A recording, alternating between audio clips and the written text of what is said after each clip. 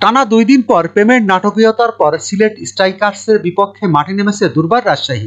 এই ম্যাচে আগে ব্যাট করে সিলেটকে 185 রানের লক্ষ্য দিয়েছে বিজয় ইয়াসিররা।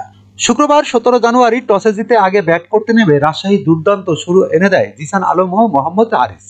তবে ইনিংস বড় করতে পারেনি দুজনের কেউই। 14 বলে 19 রান করে হারিস আউট হলে 18 বলে 20 রান করে তাকে সঙ্গ দেন জিসান। তিনি ব্যাট করতে নেমে দলের হাল ধরেন এনামুল হক বিজয়। 22 বলে 32 রান করে আউট হন তিনি। এরপর বলে বলে বাউন্ডারি মারতে গিয়ে 10 বলে 19 রান করে আউট হন ইয়াসির। তবে এক প্রান্ত আগলে রান তুলেন বায়ান পার, কিন্তু 50 তুলতে পারেননি তিনি। 27 বলে 41 রান করে বাউন্ডারি লাইনে কাটা পড়েন এই রেডিশিয়াল ব্যাটার। 7 রান করেন মার্ক দয়াল।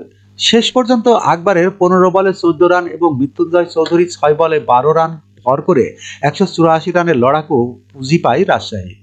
সিলেটের হয়ে সর্বোচ্চ 3 উইকেট শিকার করেন রুবেল মিয়া। এছাড়া নাহিদুল ইসলাম ও নাহিদুজ্জামান নেন 2টি করে উইকেট। যখনকার খবর তখনই দেখতে চোখ রাখুন সুন 24 টিভিতে। চ্যানেলটি সাবস্ক্রাইব করুন।